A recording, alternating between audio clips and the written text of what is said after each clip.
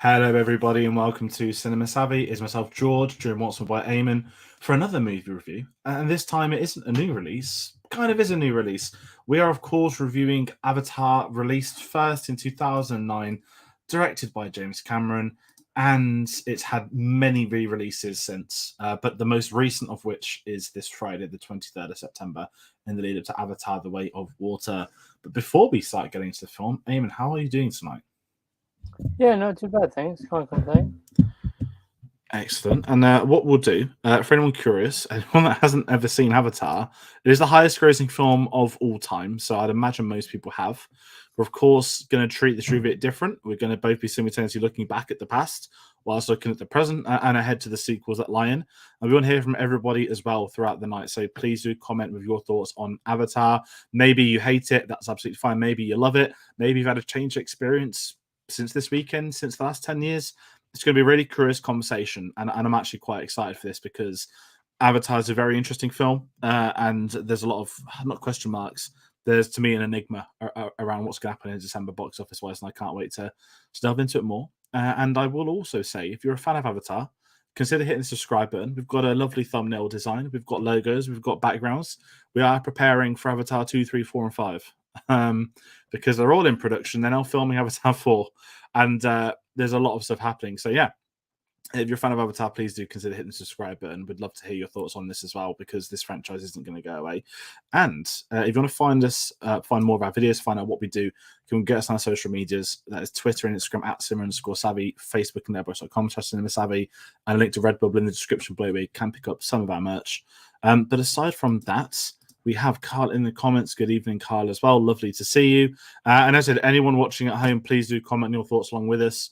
And especially if you've seen the re-release, because this is really interesting. But first of all, I'm going to hand over to yourself. We'll go back to the very beginning. Let's rewind the clocks back to December 2009. We were both in year 9 at school, and this film came out in the December. I'm just curious. I don't remember watching it. I didn't watch it with you. I watched it with some other people in our year, which was spare quite the other day. But can you remember when you first saw this, your thoughts at the time, and kind of what's happened over the years with Avatar 2? Yeah, I think I remember watching it for the first time. I don't remember the film itself, but I do remember watching it with my family when it came out. And I think the impression I got at the time was that it was really good. But at that time, I wasn't into films as much as I am now. So it was one of those where I didn't appreciate every little thing that was good about it. I just thought overall it was a good film. Because it was back in 2009, so it was years ago now. But yeah, I thought overall it was a really good film, and then at the time anyway, yeah, it's really interesting this because I've got a very weird history of this film, and I sent a tweet out after we watched it the other night.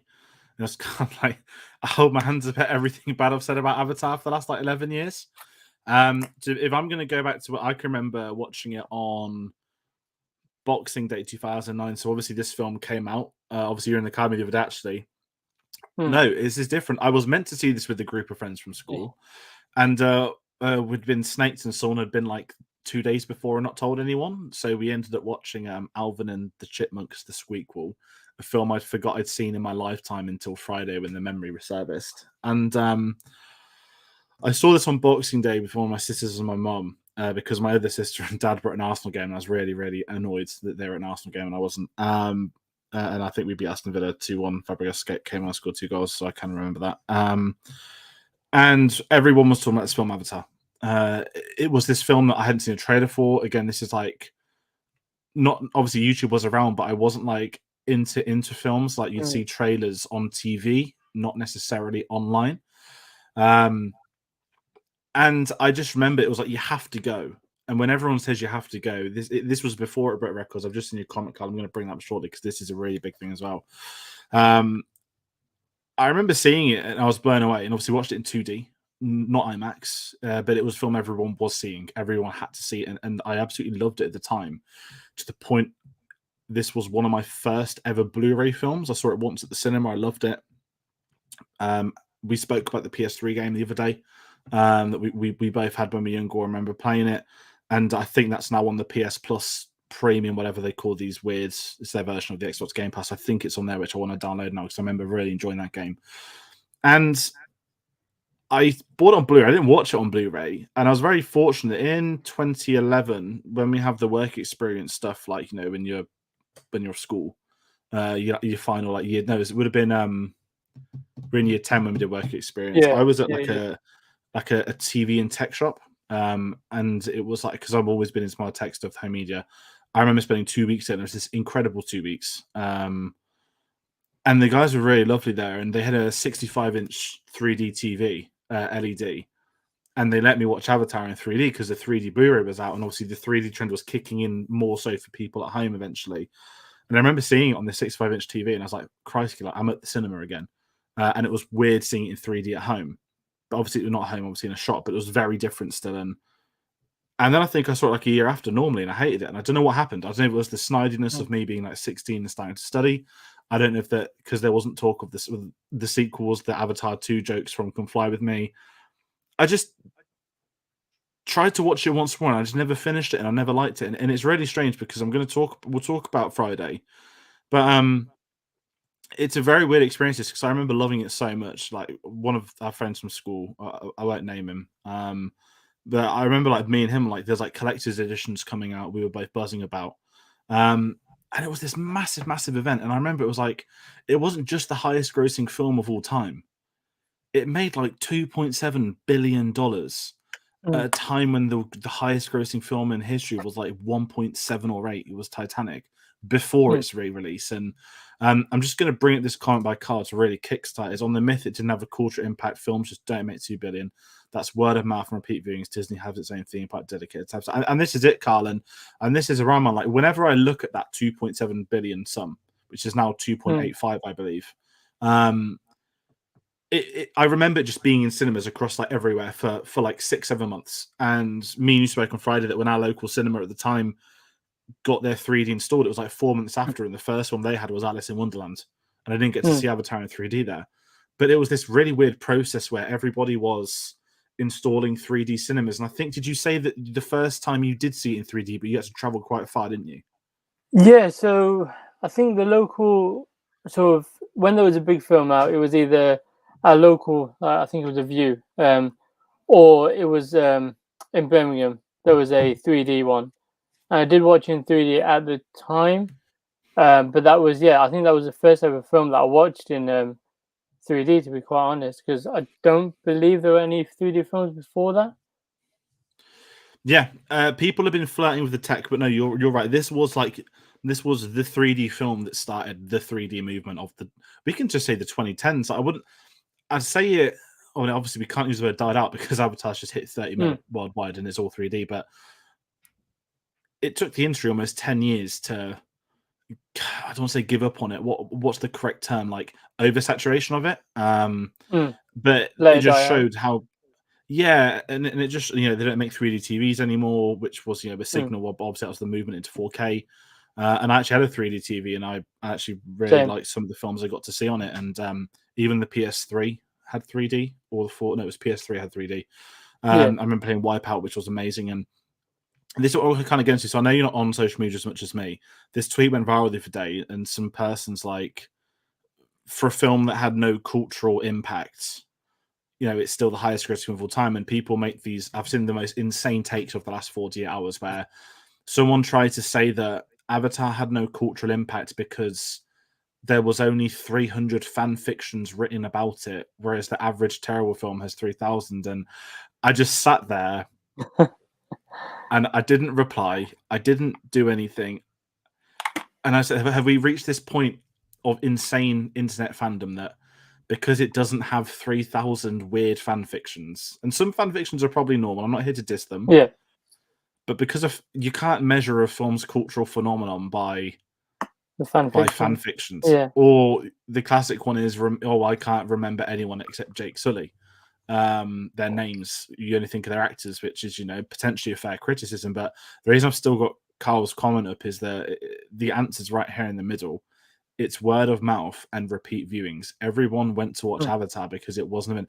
In the same way that Top Gun Maverick has been the event of the summer, and yet Top Gun Maverick has grossed less than half of Avatar, which is a terrifying thought that, Top Gun Maverick's 11th in the highest grossing films of all time, and it's under half of Avatar still. Like, that's a scary figure.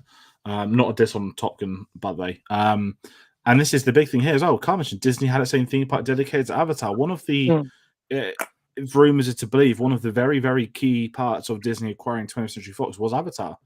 And the behind the scenes, I mean, we're not going to do like a retrospective style where speak about how it was made. We'll do some little bits, but 20th Century Fox had this in the bag with James Cameron, of course. He did Titanic, the highest grossing film in history.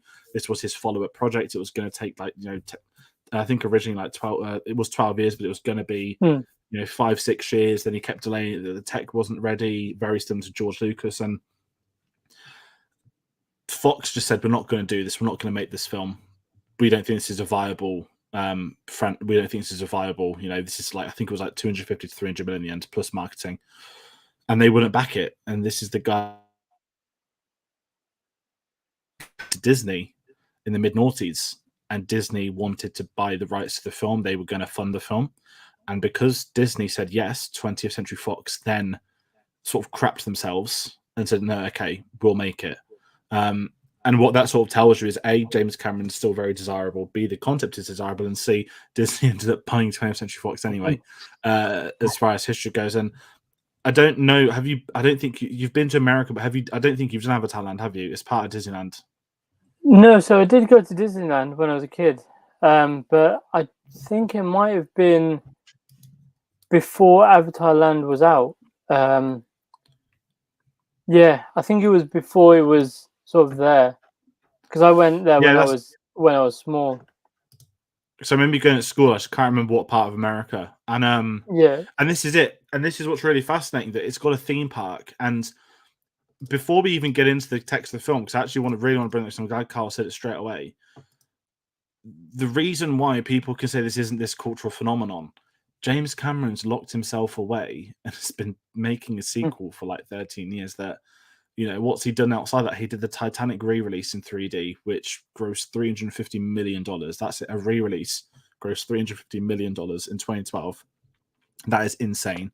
That's more than most films gross ever. And it just added to its tally. And, there's not been multiple games, books, comics, novels. It's not obviously had the widespread that Marvel and Star Wars has, and it became a joke. And I'll hold my hands up as I am part of the people that would mock it and laugh. But when they are making an Avatar 2, 3, 4, and 5, they're not greenlighting one film, they've greenlit 4 films.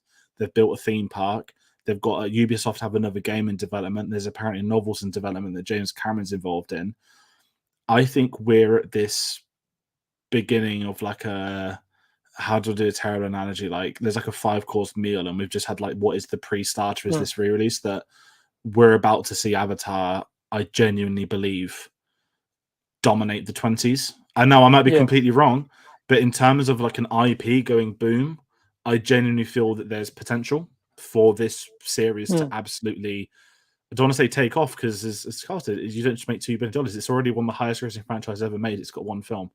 And Martin's got, how big a thing is this going to be? And this is my question too, and this is my question to everyone watching at home. How big do you think Avatar could go on to be as a series? Because I would say there's a lot of unlimited potential given what that first film has done and did for the industry, even from a technical standpoint, and motion capture, which is a tech I'm very, very, very familiar with, and I've studied. And yeah, sorry, I've had a bit of a waiting. Do you want to add in anything there, or do we want to talk about the film? Because I keep waffling about like... Just going on the back of Carl's comment again, like the fact that it's got its own theme park, like off one film, it's not just got one ride, because like Universal has rides for like Fast and Furious, Jaws, and all that. Those are just one ride. This has its own sort of theme, like it has its own theme park dedicated to it after one film. That just shows how big Avatar is and was at this, like, to really, I mean, yeah, the fact that they greenlit 2, 3, 4, and 5 is big enough anyway, but to dedicate a whole theme park just to one film, essentially, because at the moment it is just that, it's just one film. It's just insane. Yeah, and it's very well said with that as well. And I think it's such a big thing, again, like theme parks, that you can't just build it's not like it's not like a what would you say, like as you said, a ride. Like a theme parks Mm, take years to build. mm, Star Wars Land took years to build, and I think I'm just reading now. It began construction in 2014. It opened in 2017. That's a 3-year wait. It's mm, got multiple shops, and I said it's so interesting. And also, like even looking at the film, one of the things that has really struck me with not just Avatar, I mean, not just as a whole, but the key word is world building these days.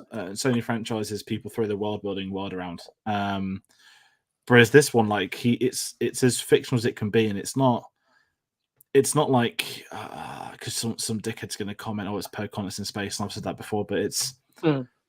it's not just a rehash of real history. This is like the extremity of how far can a filmmaker take an idea and a concept, Mm.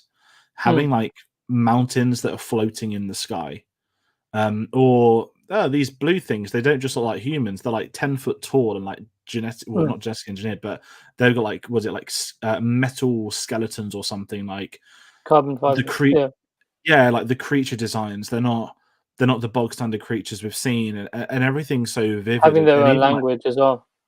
yeah, and I was reading that the language was developed in 2005. That's when they first started building a language, and they Mm. reckon it's either 1,000 or 10,000 words. But when an entire language gets made, and we praise stuff like the Batman, not the Batman, sorry, what came out earlier, like June, they create their own language. Game of Thrones, they Yeah, create their own language. It's a wonderful thing when they do it, and at least they're like textbook. This isn't like a famous unfilmable film that's been put to the big screen. This is one filmmaker's vision, which kind of makes it more terrifying. Even something as insane as Star Wars, I don't think this is a criticism of Star Wars at all, but even that's very grounded. And mm. obviously, it's the 1970s, of course, it is. And then, as technology develops, George Lucas was able to, with the prequels, able to go look at what I can do, look at what's the potentials, and Mm. Avatar's very much built upon that. And another great combo car, which is was clever of Disney to remove from Disney Yeah, Plus to maximize profits. And this is it. And I'm fully with Disney on this. That not to harp on the physical media thing. If you wanted to watch this film and you're going to be an audience not Disney Plus, you have to buy it, or yeah, you go to the cinema and watch it the way the director wants you to. And if you do own it, you don't have to worry about not being on Disney Plus. But I believe that Disney are going to drop it on Disney Plus at the start of December again, which is quite interesting because obviously then they're saying, okay, if you didn't see it at the cinema, now you can watch it. And I hope it's the 4K because obviously, I guess if we talk about us watching on yeah. Friday, this re-release, it's not just the original copy. This is a remaster that James Cameron has worked on in the spare time. And when we say James Cameron has worked on a remaster, this isn't like a bog standard studio. They press the button and say it's 4K when it's not. James Cameron's a very, very, very specific filmmaker. I believe his Titanic he did shot by shot in 3D Mm. himself.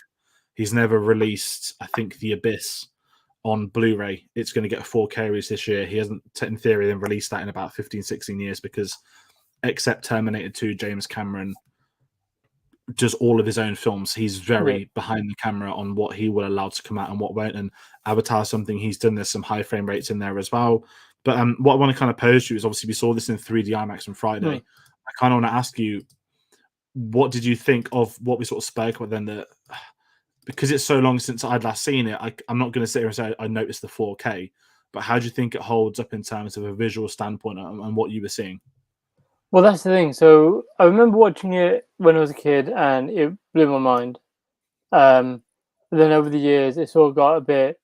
It was one of those that didn't really interest me. Maybe it's because the setup I had wasn't, as you said, as James Cameron wanted it. But seeing it, because the first time I went to go watch it, it wasn't IMAX either. It was 3D, but it was an IMAX. Seeing it on Friday, it it gives me a new appreciation for the film because it was just so. It's it's how James Cameron wanted people to watch it in IMAX and in 3D, and it looked so good. Um, yeah, it just gives me a new appreciation for the film because yeah, even though I'd already watched it before, there were bits that like. So there were scenes where I'd forgotten had happened, and some of the sort of shots, like the aerial stuff, when they're riding the I forgot the names of the creatures, but the bird things. When they're riding those and they're like soaring through the skies. It's just insane. It just looked really good. Yeah, I'm with you on that. And also, I'm the same. I can't remember. I'm not going to lie. I don't know the names of the species, the animals, the birds, the things. Apparently, there's like they've done not books, but it's very much like a Star Wars thing that there is somewhere like probably like a PDF or a book that he's got in the Yeah. studio with everything about what is in there. And I know in the film they actually have that how to speak Navi as like an in joke, don't they? Where Mm. they've like not Rosamund Pike, Sigourney Weaver's like released a book on how to speak it, which is kind of ironic in its own way. But it's a really interesting one because again, going like Friday when I saw it, as I mentioned, I saw it once in 2D back in 09.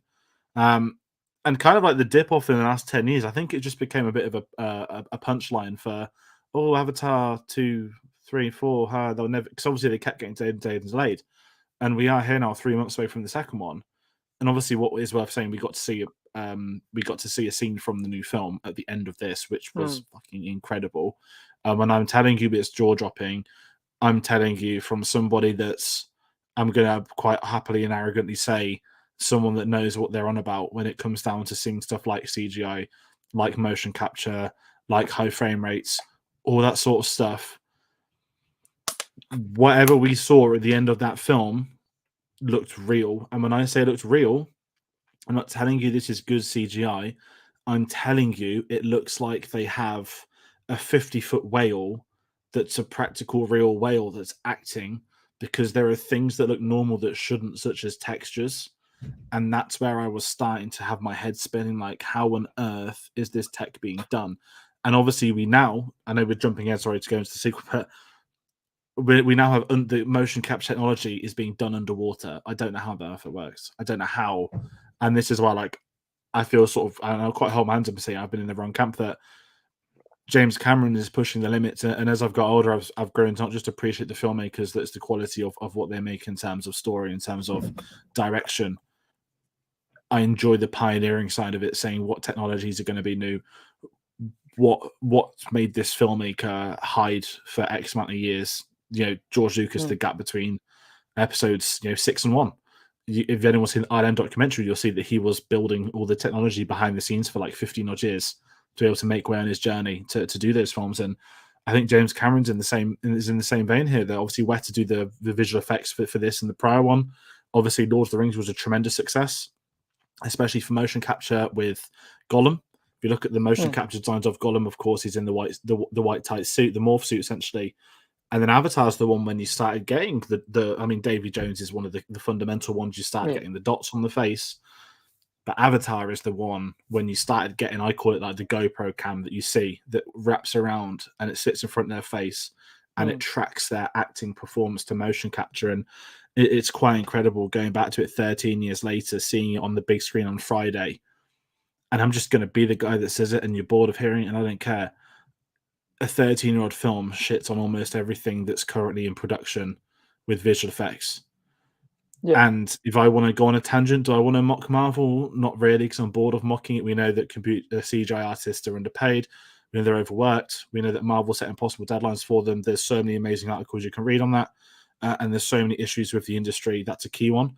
And I really hope that with these guys at Weta, they've been patient. And I know that James Cameron has always said that the Avatar films are dirt cheap to film. They could film tons of them. What makes it expensive is actually producing it, turning it into what the film goes on to be. And this 13-year gap, if we get one of the best looking films in history, I'm not saying every film needs a 13-year gap. But what I'm saying is that they need to be patient with the artists that do these tremendous jobs. They need to respect them for their Mm. careers, and so many other terrible things that does happen, that is happening, and it happens a lot. Even with Andor, incredible new Star Wars series. Why does that look incredible?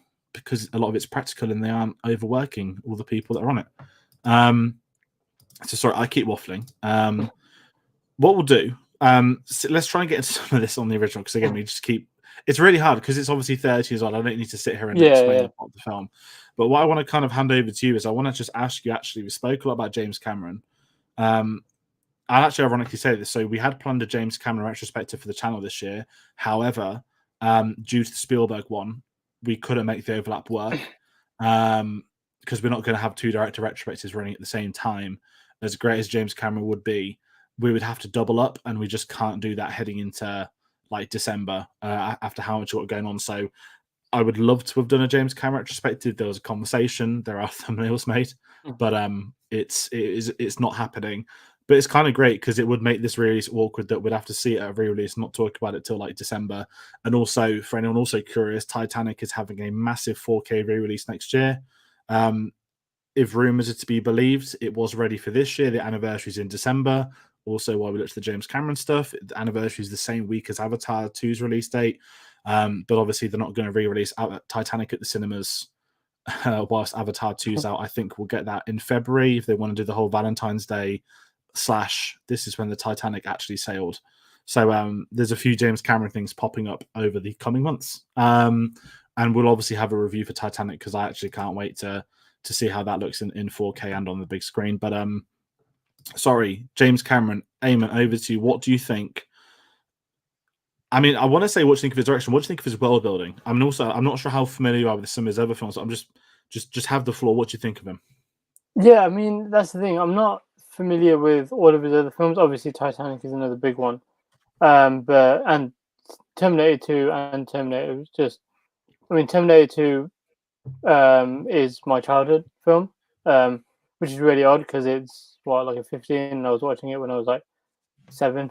So that's another thing about, but yeah, I mean, just keeping it on track for Avatar, the world building in that, like the fact we mentioned earlier, he has his own creatures, he has his own species. I mean, the fact that not many films have their own, or not many franchises have their own language. I mean, yeah, we mentioned Dothraki, mentioned Dune, and the other one is Klingon that I can think of. And again, those are big, massive shows. Star Trek and Game of Thrones, two of the biggest sort of shows ever, especially in pop culture. For James Cameron to have enough faith to, so in his world building, to build a whole new language off just one film. I mean, you got to believe in yourself to have to do what he does. But the world building that he did, just everything about it, like the Hallelujah Mountains, all of the religion that the Na'vi have, the Na'vi as a people, like you see it throughout the film. They have their own sort of customs and cultures and stuff like that. I mean, they have their own tribes, which is just insane. And the fact that that's all sort of well built in one film, it just gives James Cameron so much more to do in those next few films, essentially. I'm glad you brought up the tribes because I think again I've not strayed into reading too much about the sequel. In truth, ironically, I've only seen the trailer once, which was when we were at the cinema for Doctor Strange, and the projector wasn't working on the trailers, so I heard the trailer. But obviously, it's not one I've even wanted to look at online because I think as an estimation of where, sorry, if I'm going to push it back to my thoughts heading in, my sort of final sitting on Avatar is that this is a cinematic experience. And I'm not calling it a roller coaster ride of that sense, but there are films you see on the big screen which are great. There are films that I think inherently work better on the big screen, which is this. And I would go so far to say is, I haven't rewatched this at home. Obviously, because I don't have the Blu-ray anymore because I was like, yeah, I'm going to be cocky and get a 4K one, and they've not released it still. I'm curious about seeing this at home again because I wonder if my experience of this film has been so up and down, and the ups to the cinema and the down to watching at home, right? And I'm not being arrogant in saying I've got a good setup. I've got a very good setup. I don't have Dolby sound. I wanted to, but it's like 1K for the speakers that I want, which I'm not paying for. And it's this big screen experience, and the reason why I'm starting is it's struggling to formulate the words for it. That, as you said, it's James Cameron's like built this world, and maybe it's rude of me to think of it based off his previous work. That obviously, he came in with Aliens, which I think is superior to Alien. I know that's a very big, there's no one's right or wrong, to be honest, but the fact that Cameron and Ridley Scott are so different from Aliens, I think Aliens is superior in every sense of it. But I'm a sci-fi person, which is James Cameron is, and of course you get Terminator T2 as well. The jump of him then doing a fictional world that, again, you'd think is adapted off paper, but it's not. I just struggle to contain how he's been able to make this, and a 12-year gap between films is completely understandable. Even some of the cast members he's brought on board, we'll speak about them shortly, but I've seen a lot of tweets about him recently. I know Twitter's not a great place sometimes, but sometimes it's pretty amazing. And a lot of people that are way more familiar with him than I am will always say that James Cameron just knows how to print money. And they say, like, James Cameron, like, whatever he does will work. Now, I know that Alita Battle Angel didn't print money, and he's only a producer on that, and I hate that film, if I'm being honest. But I don't know. I'm in this weird vein of them. Like, I've got so much respect for him, struggling to speak about him. And the more research I've done on this film, the behind the scenes of this, again, to do a film like the Titanic and not follow it for 12 years, and then do the highest grossing film in history again and not follow it up for 13 years is just mental. And he's such a credit to the industry. And I know for a fact that he is very much like your Nolans, like your Lucases, and people will be bored of me saying, you know, we've got to protect the cinemas, we've got to protect the experience of being at the cinema. This is it. You know, as screening on Friday, I did not expect it to be 2/3 full. That's an IMAX re-release of a 13-year-old film that people didn't speak about as much, but everyone's turned up to watch it. And even if I jump into box office, we sit here on its opening weekend, knowing it's just grossed 30 million worldwide. It's made more money than Don't Worry Darling this weekend. Now, I haven't seen Don't Worry Darling yet because I've been very busy, and I will see it. But that's a statement that a 13-year-old film has grossed more than the biggest new release of the week. For varying reasons of each film, I'm guessing, no doubt. But you can't sleep on the success of this film. And going back to what Carl said earlier, is that Avatar, you know, you don't just make two bill. And there's one thing that I don't mean to stereotype Americans. I'd actually include British in this. The arrogance of box office analysts that only look inside like the domestic, which they claim to be American box offices. There's this disgusting arrogance amongst them that, oh, this is the highest grossing film in America. And I'm like, yeah, the highest grossing film in America is Star Wars Episode 7 with $915 million. That sits at $2 billion worldwide.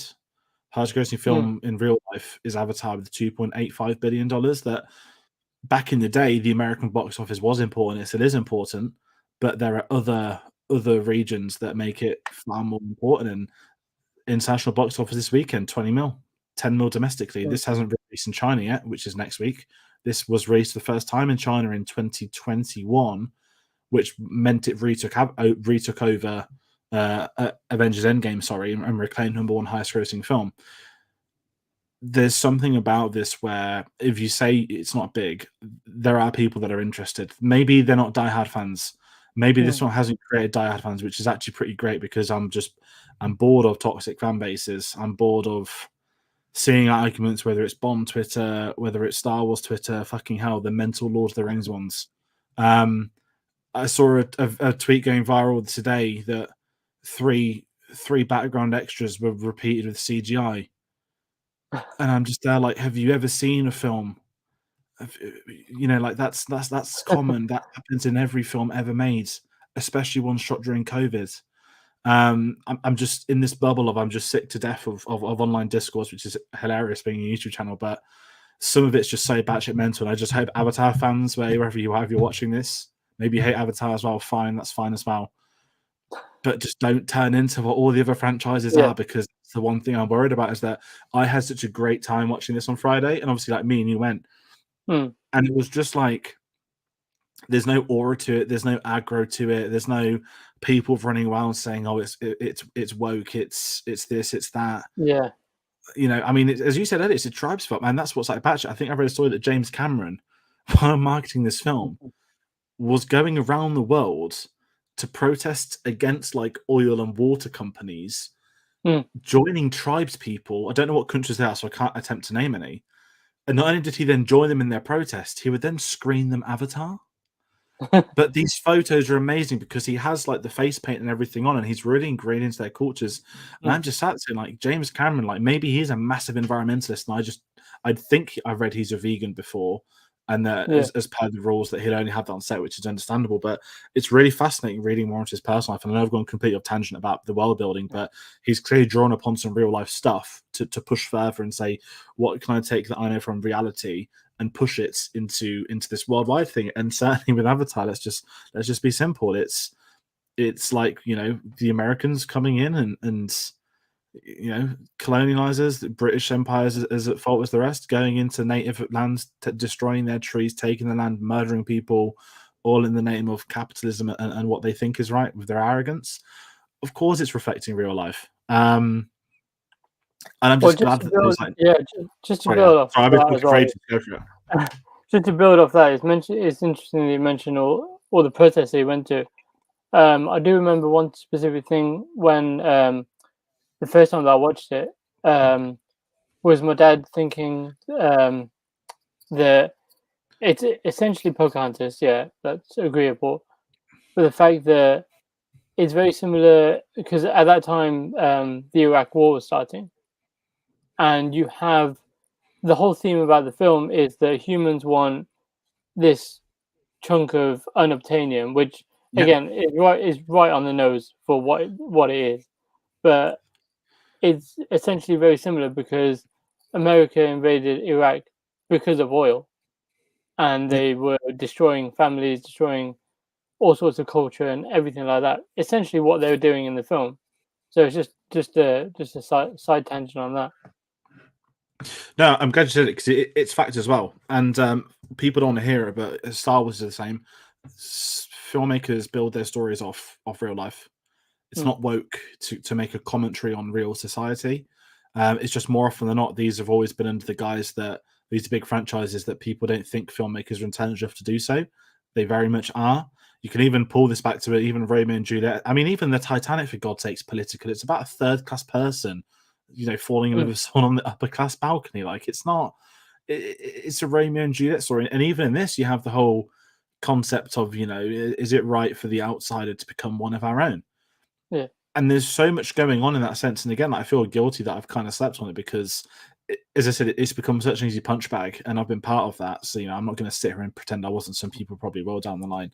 But the whole thing felt like a breath of fresh air. And if we actually talk about some of the characters now, let's mm, jump in with the protagonist, Jake Sully. And I'm just gonna be blunt. I don't mind Jake. Sam Worthington, and I think this is one of the reasons that Avatar's kind of had this shadow linger over, is that because Sam Worthington didn't go on to be the A-lister that he could have been. mm, Um, Obviously, I remember him in Clash and Wrath of the Titans. I yeah. think he did something else after Avatar, but Terminator, it was Terminator Salvation, wasn't it? He was in one of the Terminators, Yeah, I'm just looking at um, his filmography now. Yeah, Terminator Salvation. which Cameron, I know he didn't direct, but he'd have had a hand in that, no doubt, with him being the Mm, Terminator guy. And I'm just gonna say, I don't think his character is the most in depth, but more often than not, and this is where I kind of always am a protagonist, the content of the hero's journey is such a not a one-way ticket, but it's so often repeated in media that it's mm, why I always struggle to be invested. If they're our entrance point, which he is, we're traveling to Pandora with him, we're discovering the world with him. I think he's more than comfortable. What's the right word? yeah. He's more than comfortable in leading in that respect. And I like the fact he's not a big A-lister, that it kind of makes his role more unique to Avatar. Um, and for anyone curious, the famous behind the scenes is one of the biggest what ifs in film history is that Matt Damon was offered the role and declined it. He was then offered the role of 40% of the profits of the box office, still declined it, which Matt Damon would be a billionaire almost. Yeah. But how do you feel with Jake? Like, do you think I'm harsh on him? Like, again, I'm not. It's Mm, tough when, especially. Sorry, but the last thing I'll say, and I guess this is a credit of the sequel. How developed was Luke Skywalker at the end of A New Hope? How mm, developed was Harry Potter at the end of Philosopher's Stone? That when it's the entrance point in a series, yeah. it's tough to be invested. And again, we've just had to wait so long for a sequel that really I'm refraining until like December time from when I Mm. hope that he does get that. Yeah, I think that's the thing with Sam Worthington. I remember him in Terminator Salvation, Clash and Wrath of the Titans. So it's a shame that he didn't become the big A-lister that he could have been. But him as a character, as Jake Sully, I think it's really well done because the hero doesn't need to be front and center for the whole thing. The fact that you get Yeah, the amount of world building that you do, we we basically understand and explore Pandora and the Na'vi as Jake Sully. Basically, we're along the ride for his journey. So the fact that he's not front and center is it's not a shame, and it's not one of those that because for a film like this, he doesn't need to be front and center because you have these other supporting characters that do just as much in the film as he does, like Zoe Saldana and Sigourney Weaver. which we'll probably touch on after. But the fact that he's not front and center isn't a bad thing. It's just a shame that Sam Worthington as a person didn't become the big thing that he could have been off the back of this film. Yeah, and I think what kind of pales that limelight is that obviously Zoe Saldana, who's in this as well, the co-lead, has gone on to be one of like the household names of this last decade. That in 2009, you got to think people that this film was shot, I think, in 07 or 08. This was before she was in Star Trek. She'd been in The Terminal, which we actually reviewed recently. She's very much an up and coming actress, and she had Avatar, highest grossing film in history. She's then obviously gone to be in Guardians of the Galaxy, following the Avengers. Yeah. Exactly. And Zoe Saldana's had an unbelievable career. And also, to be fair to her, she's really repped Avatar over the years. I've seen her post so much about it. She's so invested in it. And it is great when we have these actors and actresses that do enjoy what they're making. And you shouldn't have to say it, but obviously that does happen in circumstances where some just don't have a comment, they don't speak, they just turn up as and when. And I think with this is that I just can't really fault the cast, and maybe the problem is that it's because they're blue people, you don't see them emote, and this is then to me where the motion capture comes into it. That this is to me like one of the most important technological advancements of the last 20 years of the industry. It's not the 3D for me; it's this.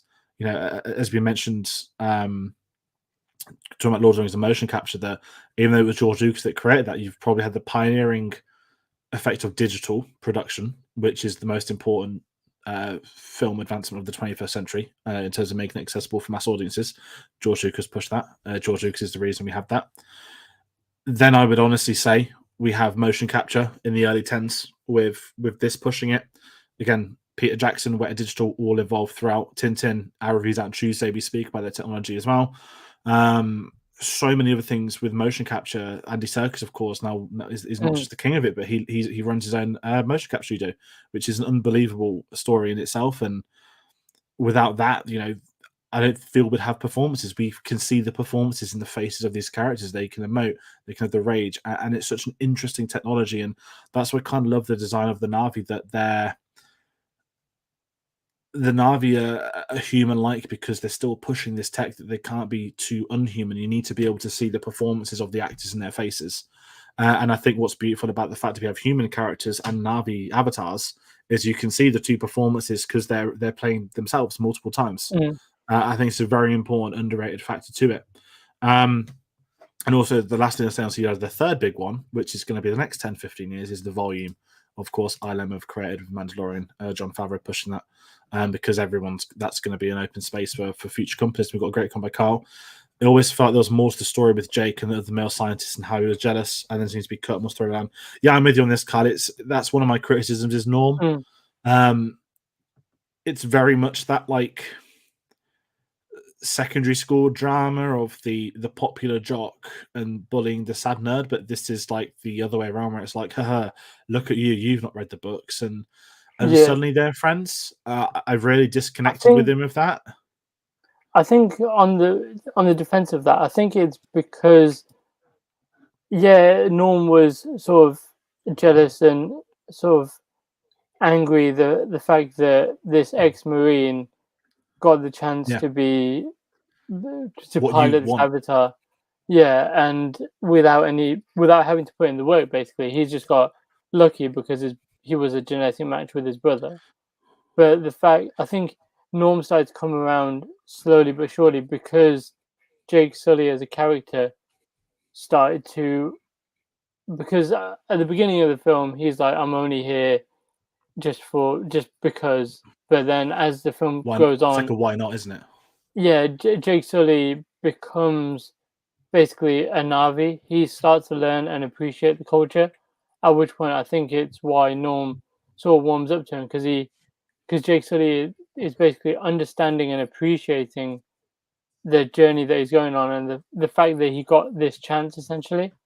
And then he started like I think you see it every now and then where Norm and him have those little moments where there's a scene where when Jake isn't piloting the Avatar, he's studying with Norm about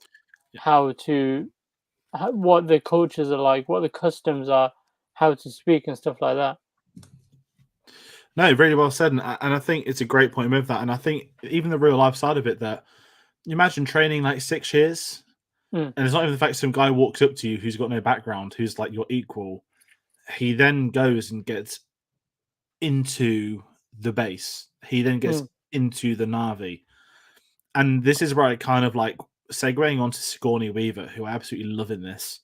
Um, I absolutely love the fact that she's sussed Jake out. She doesn't care. He's a Marine. He's worth nothing to her.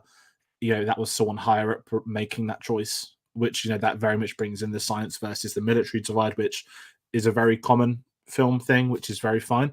There's nothing wrong with films being formulaic, by the way. I just want to point out there. One of the most successful franchises in history is the Bond franchise, and if you're not on formula, people shout and scream. So that really says a lot as well. But the reason I keep talking about Bond is because there's a lot to plug at the end, because I've spent like 9 hours editing today. But aside from that, Sigourney Weaver. Now, this is the interesting one. I really, you get the mental figure in classic sci-fi as well, as we said, mm. formulaic, nothing wrong with it.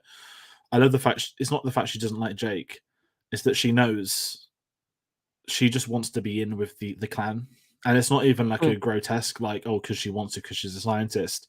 She's clearly somebody that is a very good person that has suffered the consequences from the actions of her people, from the humans, from militarizing it, from killing people. And what I love about this, that there's a sense of history in this film with Pandora, that James Cameron's not just made this film, that he's clearly written not thousands of years ago, if it needs to be something like Tolkien, but he's clearly written a history or a modern yeah. history to the idea coming in and taking over and stuff. And there's so much going on there. And I think where we are with her is that, and also moving over to James Cameron, like we'll talk about another character in a minute, but pretty much every lead character dies in this film. There's not many Yeah. left. There's, I think, 3, if I'm counting, by the end of it left, who are like, you could argue is even key. But he's not afraid to kill off characters. You've got Mm, obviously Jake Sully's alive, Zoe Saldana's alive, Norm's alive at the end of it, but Sigourney yeah. Weaver's the sort of the first one to go. And I love that she's got this poetic depth that her life's goal is to sort of not become one with the Navi, but she fundamentally like dies at the one place she wanted to visit, and it's all the AWAR religion stuff, which is also a really interesting concept that I Mm, actually really enjoys, especially on this viewing, that I probably wouldn't have understood as well when I was younger.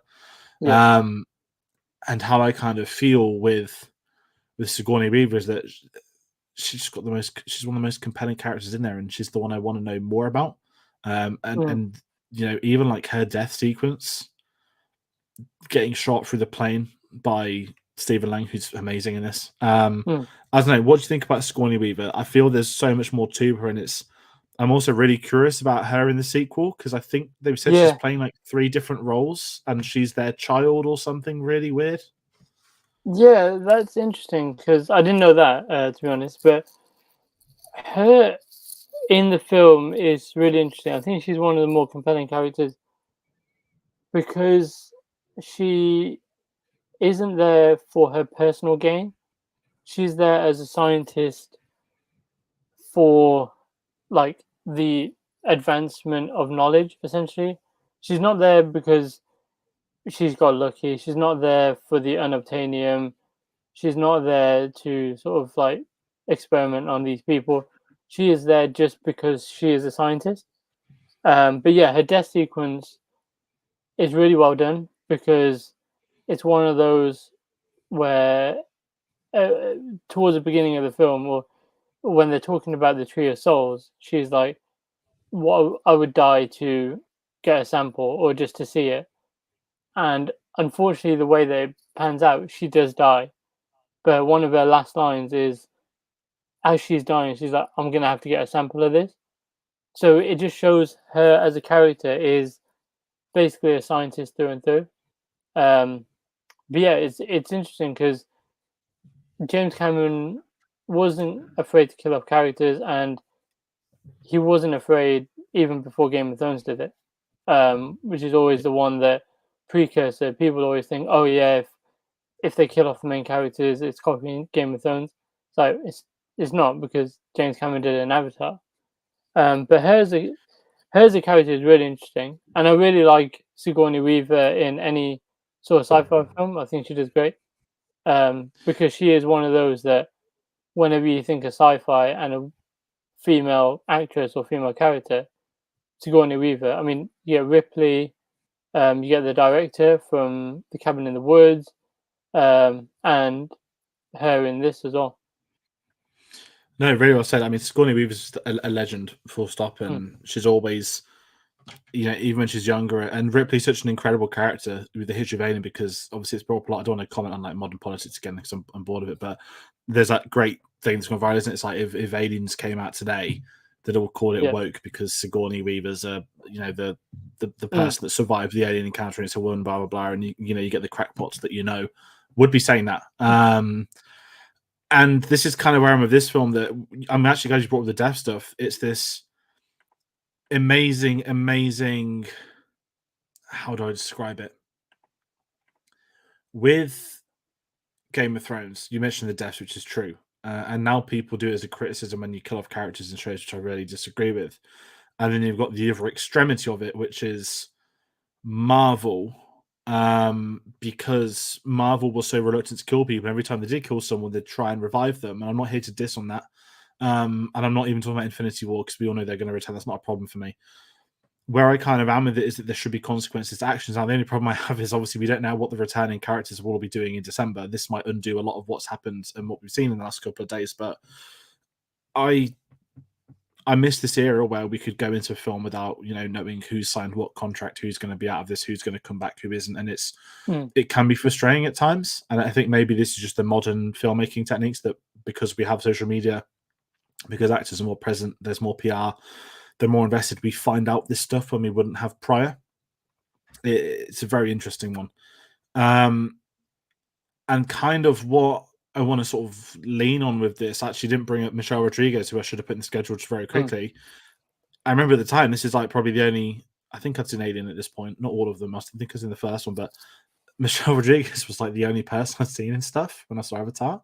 And I was like, what's Letty from Fast and Furious doing here? And she's great in it. And even I want to jump in as well, not just to stoke fires and stuff, but like it's a very diverse cast in the era where people weren't essentially diversifying. And I wouldn't even say Michelle Rodriguez was like a household action star in 2009.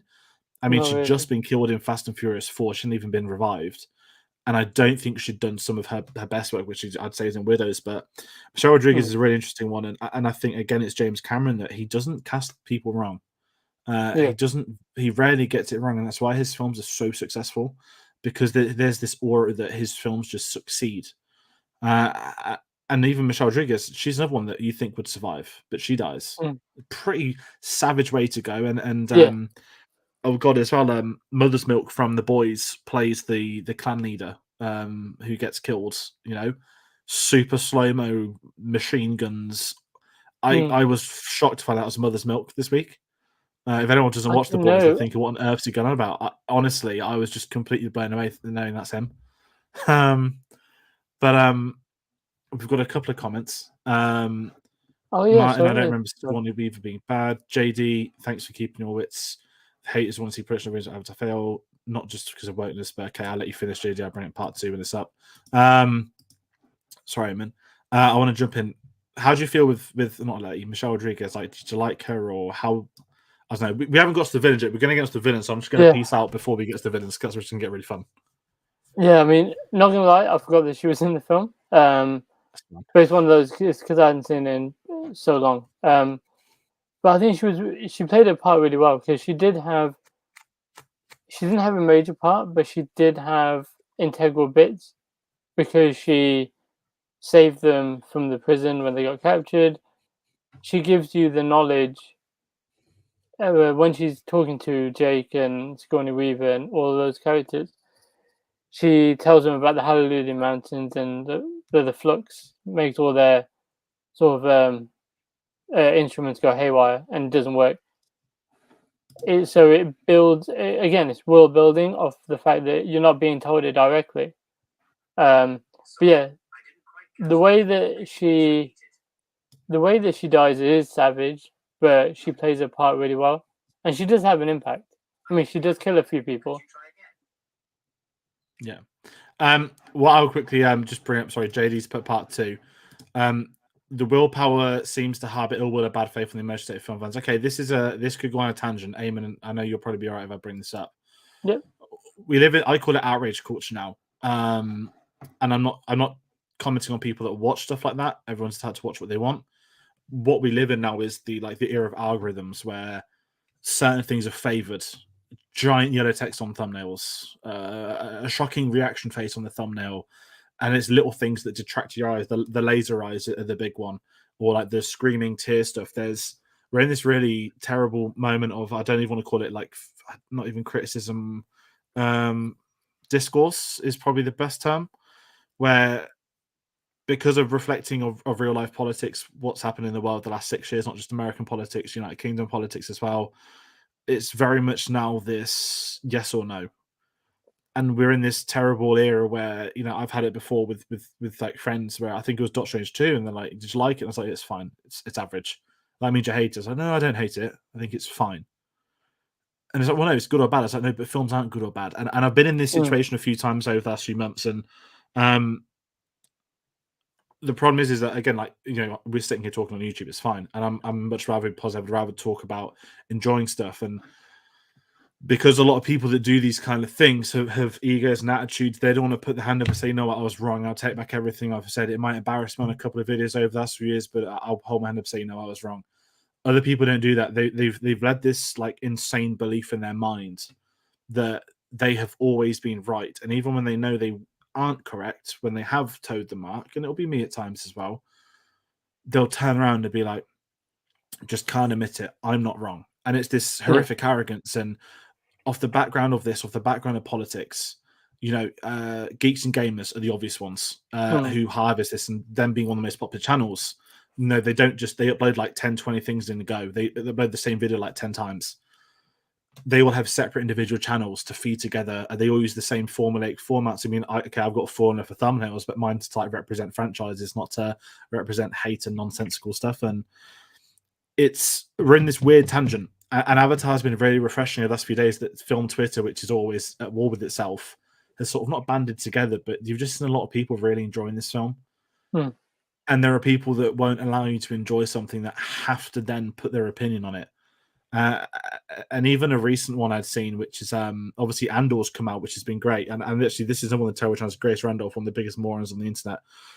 Her biggest criticism of the series is that there's not enough Easter eggs. And I'm sat here like, your biggest criticism is that it's not referencing other shows and other things. And then when someone asked her for an example, she said Baby Yoda's an Easter egg. I was like, no, that's a character in a series. That's a lead character. That's not an Easter egg. But the problem is there's such a following that momentous channels get from this. And again, it's fine. I don't care that we're not a massive deal. I'd much rather have, like 50 sane people watching than 100 that aren't and are just asking for me to kick off at people. It's quite a turbulent time. And it's, as I always say, it's all about who you follow, who you watch, what you're watching, what they're saying. Are they getting worse? Are they getting tied up in their opinions? I know I'm on a complete 180 from Avatar at the moment. Ayman, because I know you're quite new to this channel, and this is kind of like where I am now. Obviously, I've known you for like 15 years this year. I've always known you can talk film stuff, but it's like, for me at least, it's giving people the chance to come on and discuss stuff. Even is a weird thing that obviously naturally you're quite nervous. The first video you came on, I think it was Peacemaker, but we've had you on a load now. And it's about bringing on different people with different opinions, but at the core of it is that they enjoy not enjoy what they're watching, but they aren't just going to come on and just come on to scream. Like there are videos I've seen. It's like I'm just going to say Rings of Power. Like, I don't even talk behind the scenes, but it's our most disliked video of the year. Is our review of it. Okay, no, the Ant-Man trolling video is the most disliked. That's fine. I'll take that. That's just me trolling. But people were searching reviews to find people to agree with them. And when they find out that you don't agree with them, the dislike button comes in, which is fine. I don't care who dislikes stuff. But we're in this trapped environment that they're seeking their approval. And now the measuring tool is YouTube dislikes, which have been removed because most people that choose to dislike videos just do it because they want to dislike it. It's like the whole audience score thing that, let's give you another recent one. The Woman King had, I've not seen it yet. It's not released in the UK. I couldn't do the limited screening, so it's the Andor premiere, but the Woman King was the rage of racist abuse at the cast as always. It got review bombed. Sorry, reviews were positive. Audience bombs came in. It was getting one. It had like 5,001 out of 10 ratings before the film came out, or something like that. And I was just sort of sat there reading this a few days after, like, what on earth? Who can be so sad? It was the same with And that's Miss Marvel as well. Yeah, and this is it, and this is why, like, even like in stuff like representation, like, it does matter that I don't have the background or experience to talk about a film like Miss Marvel politely serious, sorry, but others do, and even like films like Monroe's out on Wednesday. I'm going to probably see it, Blonde. I've heard terrible things about it. I'm not comfortable giving my thoughts. I want to bring on bring on a woman for it who will understand more of that than I can. So, yeah, we're in this tricky time of film. What's the word? Of discourse where and I'll say this as well. Like, we don't get paid to do this. Like, sometimes we monetize videos, few and far between that any money ever comes from them. Money that isn't stolen by other people, I'm going to say. But that what follows through with that sort of stuff, it's a hobby. We like to do this in our spare time. And I'm not going to sit here and hide. Like, I've spoke about the cinematic experience for however many years now, especially post-COVID. And here we are again. Like, I'm holding my hands up on the internet saying I got it wrong about a 13-year-old film. And it took me a cinema trip to realize how fucking great it is. And even like Carl in the comments, I know you'd like the tweet of mine the other day, and I know you'd spoke about Avatar in the past. And I'm always curious. And it's like, okay, like, there's something I would have been missing, or I wanted to watch it to see, did I like it? Did I dislike it? I'm not arrogant enough to say my opinions on what matters. I'm always curious to hear from others, especially those with different opinions. But when it comes down to like hating cast members because of the color of their skin, which is fucking gross, hiding it behind it being law, I can't deal with that. I won't deal with that. It's unacceptable. Cancel culture is not a thing because people have platforms to go elsewhere. Good on you and James Cameron for emphasizing heart and seeing films at the cinemas. Honestly, yeah, just go to the cinemas. Sorry, Ayman, I'm going to hand over to you because I feel like I've just completely disregarded this review and took it in the wrong direction. No, it had to be said. It had to be said. Let's talk Stephen Lang, who to me is the best thing in this film. Okay, not better than the visuals or James Cameron, but he's the best character. This is one of my favorite ever villain performances. I've said this for years. I can't remember his character's name. That's not a criticism because I fucking love Stephen Lang as he is. Yeah, what do you think of the villain? He is just fucking sensational. He's the epitome of America. I'm sorry to any Americans watching. Yeah, he is the sort of so stereotypical sort of Marine Army bad guy that, like, if you were to explain to someone they need a baddie for a film and it's a Marine, you would think Stephen Lang, because that's who he is, like, through and through. Like, he's all for going in guns blazing, whereas other people are trying to get peaceful solutions out of him. But he's like, no, we're going to go in guns blazing because these people are savages. They don't need anything. We'll get them to move. All this sort of stuff. He is just sort of, he's one of those shoot first, ask questions later. And I love it. I love his character for it because he is just so stereotypical, and he is a piece of shit. In the whole film, he is a piece of shit. He wears it like a badge of honor that, someone, to me, and I've always said this, like, growing up, like, my favorite characters are often the villains, not the heroes. And I always just think there's something like and you see actors say it, like, there's something so great about playing something so terrible. And it's not that I see myself in them. I don't think I'm a shit person. I can be if I want to, but it's like it must be so much fun for them as actors to just be this insane caricature. And it's when you get to see their performances and them like wear it like a badge of honor.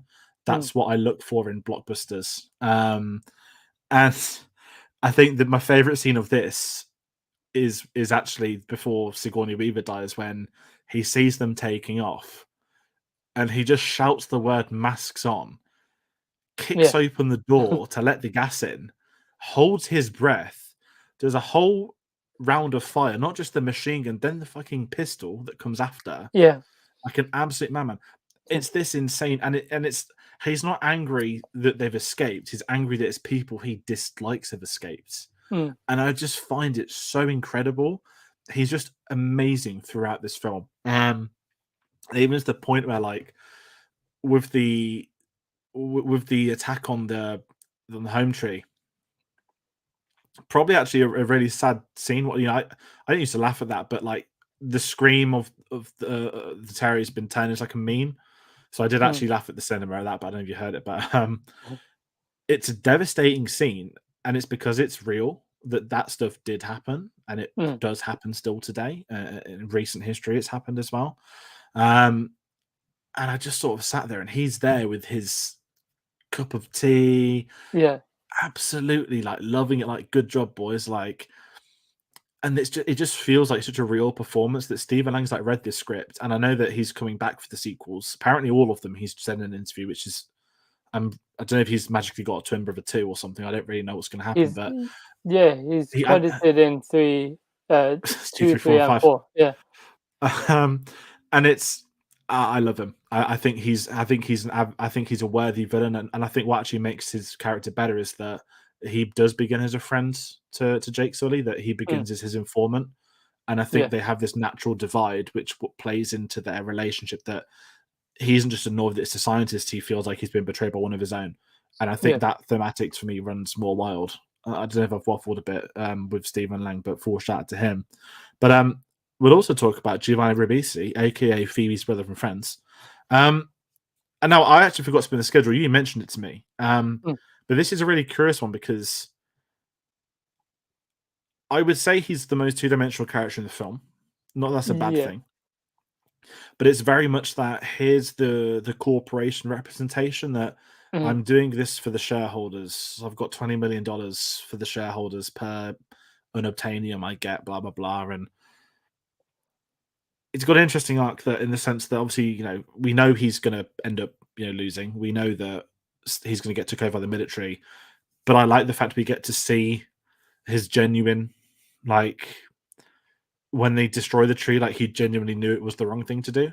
yeah, Um, how do you feel with him actually? Because it's an interesting one with him, isn't he? That I think he's more of a representation of America yeah. Again, he's than the anything character else. that I forgot was in the film. But yeah, you can see him when you do see him. You see his gradual decline. Like at the beginning, he's all for getting rid of them, getting all the unobtainium, and then the last bit that you see of him, or the last bit before he's walked off into the ship, is him watching the attack on Home Tree, and you can see it in his face. He's like, "I fucked up here. I should. This was the wrong path to go down." And he's like, he's out. He's like, "Just kill it." And then he's like, he's out. He's done. He's he's gone about it the wrong. He knows that he's gone about it the wrong way, but he had to. What's done is done. Essentially, I think in his mind, it's like I've I've I've satisfied the shareholders. They don't need to know how it happened, but they're satisfied. No, very well said. And we've got a great comment, Martin. This is about Stephen Lang, General George Patton. Like that's the first time I think I've ever heard someone bring up George Patton to me. Thank you for that. Because that is not a name that gets thrown. If anyone doesn't know about General George Patton, he was one of the American generals during World War II, and he was very very up for that threats and had like a freak accident that died at the end of that year. But I think there's a film in the 70s which I'm yet to see. But yeah, I was a bit of a history weirdo at school for like modern history. Probably Call of Duty's fault. And Martin follows it. Rabis was fantastic in Saving Private Ryan. Yeah, you can check out our Saving Private Ryan from the channel for anyone at home. We're doing a Spielberg retrospective. Thank you for the free plug, Martin. He is great in that film. I think Joanna Beasley is an actor that I called him Phoebe's brother from Friends. I think anyone that was in Friends ended up typecast except Paul Rudd. But then Paul Rudd was just known as Paul Rudd himself for the rest of his life, not even Mm, that man, Paul Rudd. And anyone that was involved, obviously, one of the biggest sitcoms in history. So yeah, I think he's a very underrated actor. That you don't see him in too much, but I think he's a lot more TV, and I think he's done stage work as well. I could be wrong in that respect. Um, but aside from that, we spoke a lot about characters. We've gone for over an hour. I feel like I could talk more, but we can't talk too much more. I want to kind of jump to you and just ask you what is your like favorite scene or moments we've not spoke about because there's just so much going on in this film. Um, yeah. Um, I think my favorite scene is, well, my favorite part is when Jake Sully sort of realizes he's fucked up. He comes, his avatar comes back online, and he's like, he's one of those that he knows he has to make a big gesture, so he goes and um, becomes Turok Magdo and sort of rides the shadow of, or the last shadow, and then comes in just like a boss to World Tree riding the last shadow. That's my favorite bit. You know, what? We haven't even mentioned that we mentioned about the lore. I love that there's this history that there are. I almost call it dragon riders because that's obviously what they call it in Game of Thrones. Mm, But it's like the shadow, and it's such a great analogy that it's called the shadow because it's the last thing people see before he gets killed. mm, I'd forgotten that he rides it. That when he had this scene, I was like, oh, it's like Star Wars. Like, there's always a bigger fish. yeah, Um, riding that is one of the most badass things in the film. I think it survived. I could be wrong. I think it survived. yeah, it I did. would need to double check, but it's things like that that just add so much more to it. And what I think this film does, it's not a blend of fantasy and sci-fi. This is like this. Normally, fantasy borrows off real life and like makes it, like it's like a Game of Thrones is essentially just politics with a few dragons and witchcraft in. Lord of the Mm, Rings is medieval Earth with fantasy elements installed on it. Dune, is futuristic sci-fi, but it's yeah, very geographically based. Oil in the desert, all that sort of stuff. Whereas Avatar, is almost historical yet so forefront. It's like a reminder of what people are capable of, and kind of following on from it. If I was saying my favorite scene now, I mentioned the Stephen Lang gun moment because it's fucking outstanding. Literally, he holds his breath the entire scene. If I'm going to go for like another favorite scene, I love not the other clans coming in, but that final battle. There's something about air combat that is so beautiful in films that we don't get enough mm, of. And I love my Star Wars, I love my Top Gun. But how often do we see like flying beasts? And I don't want to say dragons because that actually doesn't happen that much in fantasy. Even stuff like mm, Lord of the Rings, you can think of the Hawks. Set pieces, airborne set pieces are few and far between. I genuinely believe they're mm, some of the hardest set pieces for filmmakers to do. But we had that whole act of them just sitting on the walls of the mountains, the yeah, tension, the waiting for it. I loved all of that. And mm, it's kind of made me very excited. Obviously, if we're heading into just before final thoughts, no, let's do final thoughts. Then we'll very quickly speak about the sequel. Final thoughts is I absolutely love this film. Am I going to mm, see it again in the IMAX? No. Actually, no. I'll put an asterisk. If they do midnight IMAX, I will mm, do a double bill. Now, if they and I'd love to see this at the BFI. Someone I know that I follow on Twitter, Milo, who's really sound. He saw it at the BFI IMAX. They said it was full, which is really cool. And I would love to see it in London. Ironically, I've got like a London trip at 6 in the morning tomorrow, one on Friday, one on Saturday. I'm not there anytime soon, so I might potentially see it if the chance presented itself. I don't think I'll be able to, but I'd love to see this again only in the BFI. But I've just got to say, like again, like me enjoying this film, I don't really care about star reviews. I don't do them. I put one on Letterboxd at mm, 5 star. It was more of an seeing this was an experience. If anyone's watching this that hasn't seen the film since for a couple of years, you might have seen it at the re-release, but really do try and go to the cinema and see it at the re-release. I think it's an experience for the big screen. It's designed for the big screen. And when you have this, I say, and again, I've said it so often that I'm bored of saying it, that it's the way the filmmaker intends it for you to be seen. You can watch it yeah, at home. It is available to watch at home if you bought it, but just make that effort to go out to see it. And mm, it reminds you of not just what this not what film is capable of being, but to me, this is such a middle finger to the amount of dross that have been on the big screen in the last few years that mm, we're getting the same. I don't want to pick on a certain franchise, multiple franchises even, but patience between releases is such an underrated thing. And if you've got a concept, if you've got an idea, it can be done. And even I'll let you round out. And Carl messaged me earlier mm, about 3D and trying to get into the 3D thing to round out as well. 3D as a concept is incredible. It is incredible technology. The problem with 3D is that studios saw it as a way to make more money, not to yeah, actually have filmmakers make the films in. I can probably give you 5 films off the top of my head that I thought were incredible in 3D. I didn't see Titanic, which was meant to be one of them, but Tron Legacy yeah, by Country one of the best ones ever done. Obviously, Avatar. I would go so far as to say Mad Max Fury Road, I remember, was insane in 3D as well. And this isn't just 3D. Like, I don't want things coming in my face. I want a sense of depth, a sense of feels. Yeah. I didn't care for any of the Star Wars films I saw in 3D. Off the top of my head, I feel like there's one gaping one. Animated films normally look pretty great. I remember Toy Story 3 looked amazing, but that was probably a cheap, quick one to do. There's definitely one jumping out at me I'm missing. I haven't seen Jaws 3D. I know that was re-released recently. But yeah, just over to you. Before we find out, any 3D films, there's probably a really obvious one I've forgotten about. Well, yeah, Tron jumps out. But that's because that's Tron. You'd expect that to be 3D, and it was really well done. Avatar, it was one of the first ones ever done. But it's one of those it's one of those if you're, I think studios do use it as a quick cash grab. I mean, there's films that have come out that don't need to be 3D, like Doctor Strange 2. When it was announced that was in 3D, that was really weird to me. But yeah, it's one of those. I don't need to see it in 3D because I don't want those coming at me. But yeah, Avatar is probably the best I've seen in 3D. My mind's gone blank about other 3D films now, though. So I keep looking to see if there's anything I've got still in 3D that is I'm really blatantly missed that I've not spoke about. But sorry, there's 500 films. I'm not going to scan it quick enough. Life of Pi I've got in 3D. Now that was meant to be great in 3D. I didn't see it in 3D though. But aside from that, no, it's a really interesting discussion. And people at home in the comments, maybe comment some of your 3D films, ones you've seen, the ones you like. Martin, Avatar's the only 3D film I've seen. Will you be watching the sequel in 3D? That's probably a great question. Now I mentioned box office. As I said, 30 million opening weekend for a re-release. If anyone's curious about some of the highest re-releases of all time, because I searched this on Twitter earlier. There's no box office statistics. I've had to do a bit of digging myself.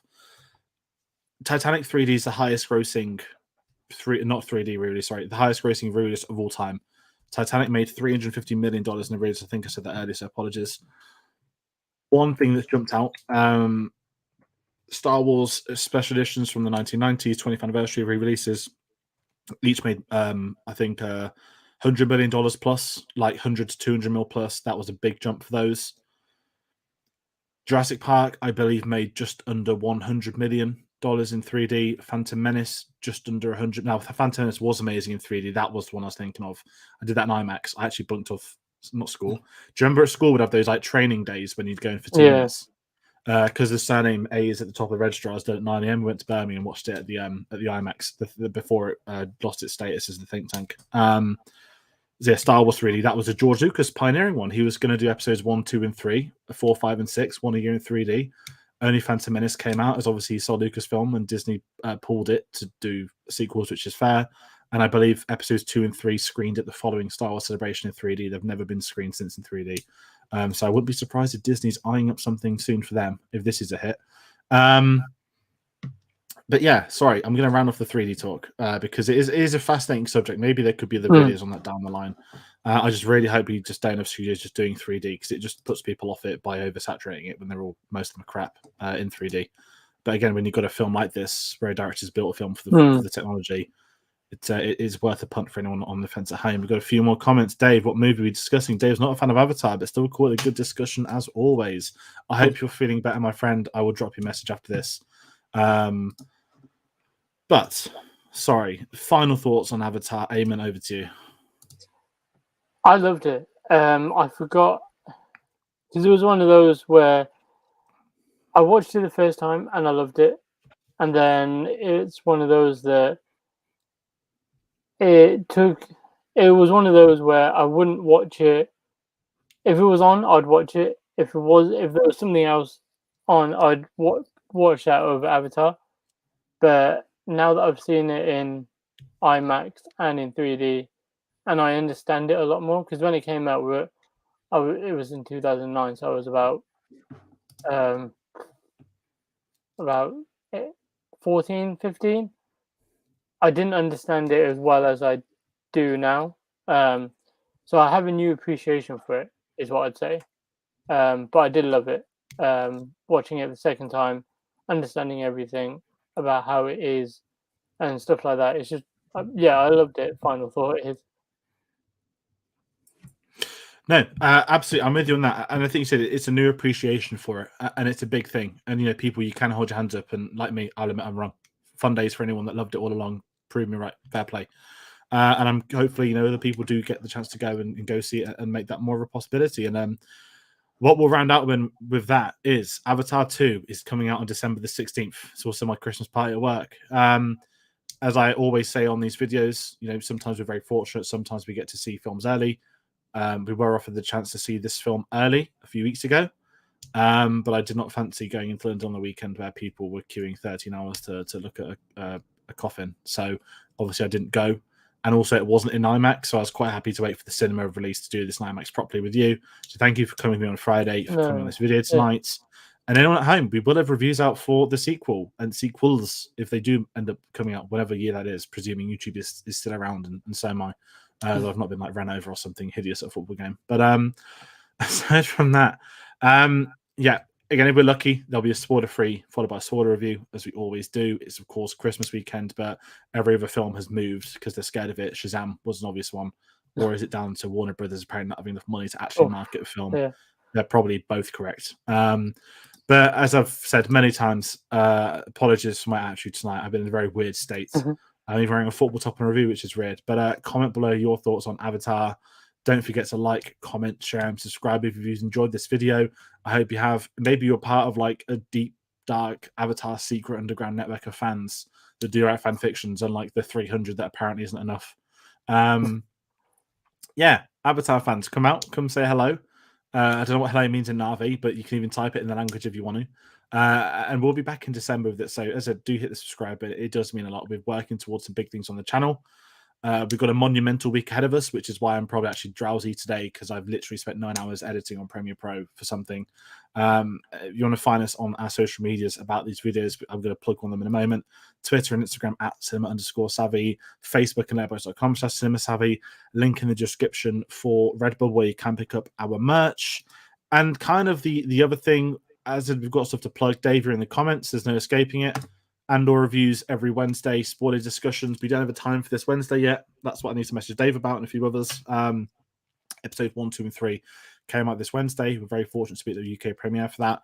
If you're a fan of Star Wars, come check out our and/or reviews. I hope you enjoy it. And again, let us know your thoughts, good and bad, on the series, because it's really interesting, this one. And if you're a fan of Steven Spielberg, we mentioned Tintin earlier. One of the other big 3D films, motion capture technology, tech-pushing films. Steven Spielberg retrospective continues this Tuesday, and that is this week's review. We're going up for the London Film Festival. There's a lot of things happening on the channel, but the true main event of the week is the James Bond 60th anniversary. Okay, there's been a lot happening with James Bond. It's not just its 60th anniversary, but we are, of course, working on some very big stuff. I mentioned I've spent 9 hours editing something today. If anybody is curious, we have the 60 greatest James Bond moments video that is going to premiere next Sunday night at 6 p.m. This is the thumbnail. I've spent 29 hours on this video. I've never spent that long in a video in my lifetime. I never probably will again. Tate has put a lot of time in. We had to rank everything ourselves. We didn't borrow any lists. I can tell you that it runs for 2 hours and 59 minutes. We've got a lot of guests joining us that sent stuff in as well. It's an insane video. I hope you get the chance to see it. I hope you enjoy it. But as you said, there's James Bond stuff happening all week. It's the BFI weekend next week. I'll be in attendance on Saturday at the Stunts Talk and the Music Talk. I can't jump ahead of myself, but I'm in London tomorrow for something very big as well to do with the James Bond 60th anniversary. And if you're lucky, I know, Martin, you're a big Bond fan. There might be an interview worth keeping an eye out, and that's what I can give you right now. But there will be more Bond stuff than what I've just mentioned. Of course, the Albert Hall Sound of Bond concert will be at, and a few other things. So very busy month on the channel. Going ahead, so much stuff happening. As I'm drowsy, it's late. I've got to be on a train at 6 in the morning. Ayman, thank you so much for coming on tonight, for jumping on again. No worries at all. It's been a pleasure. We shall have you on for some more. Mine, thanks for the chat. Well, thank you for commenting on this, Martin. We do appreciate it. And to anyone else watching at home, as always, thank you for this. And as I said, keep checking back, hit the subscribe button, turn on notifications. If you don't want to miss anything, really do turn on notifications this week more than any other week, because even I'm surprised. So that'll do it for tonight. Thank you all for watching, and see you on the next one.